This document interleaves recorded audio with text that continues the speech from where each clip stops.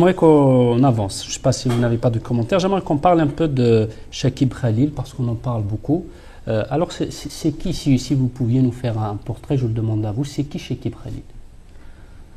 Chakib Khalil, c'est un ami de Abdelaziz Bouteflika, donc de notre président, un ami d'enfance. Ils ont grandi ensemble, ils ont vécu ensemble pendant longtemps, jusqu'à l'âge de, je sais pas, la vingtaine, grosso modo, au Maroc. Il a été ensuite faire des études aux États-Unis.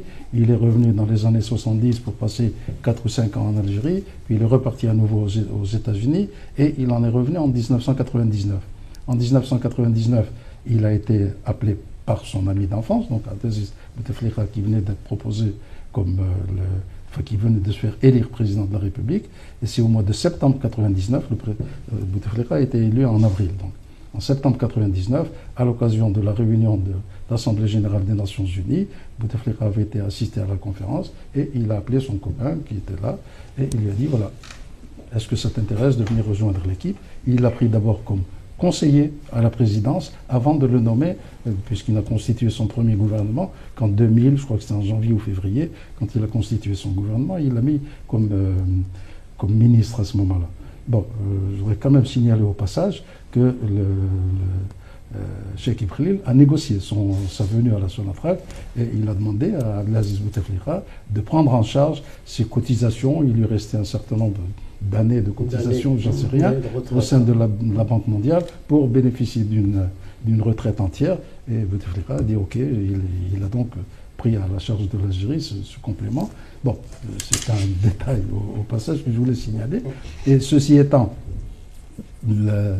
pourquoi l'a-t-il choisi à lui? C'est parce que la vingtaine d'années qu'il avait passé aux États-Unis, où il a fait ses études, il a travaillé dans des compagnies pétrolières, il a travaillé à la Banque mondiale, il a connu beaucoup de gens, des pétroliers, qui se sont retrouvés dans l'équipe de Bush à différents postes de responsabilité.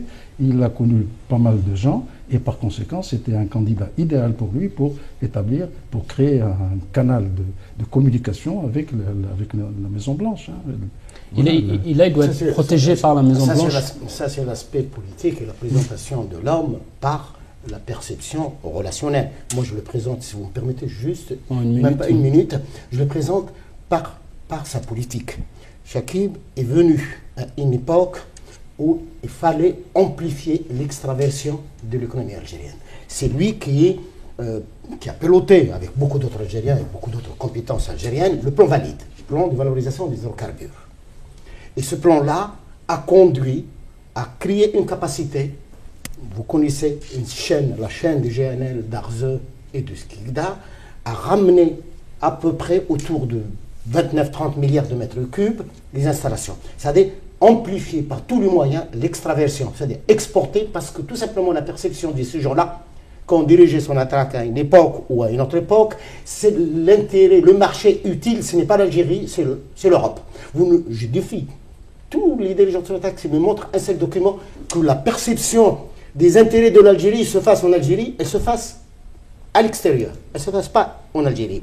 Donc lui, il a amplifié ça. Et bien sûr, après la mort de Mohamedienne et son départ, l'Algérie, et avec les événements par la suite, l'Algérie se trouvait avec une capacité qui fonctionnait à 20%, ce qu'on appelle la conservation dynamique. Toutes les installations fusionnelles sont arrêtées. Par la suite, il est revenu. Il est revenu pour un canal, ça c'est le côté politique, mais il est revenu pour amplifier une autre démarche libérale, ouvrir l'amont et permettre à toutes les compagnies étrangères de s'installer en Algérie. C'est sa fameuse loi sur les hydrocarbures.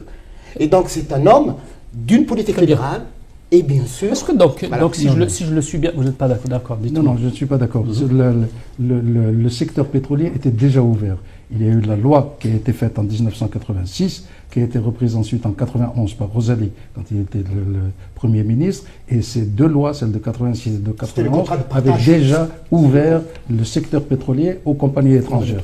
Et la plus grande compagnie étrangère installée aujourd'hui en Algérie, Anadarko, s'est installée en 1989, donc bien avant l'arrivée de Chakib Khalil. Donc l'amont, tous les secteurs étaient ouverts.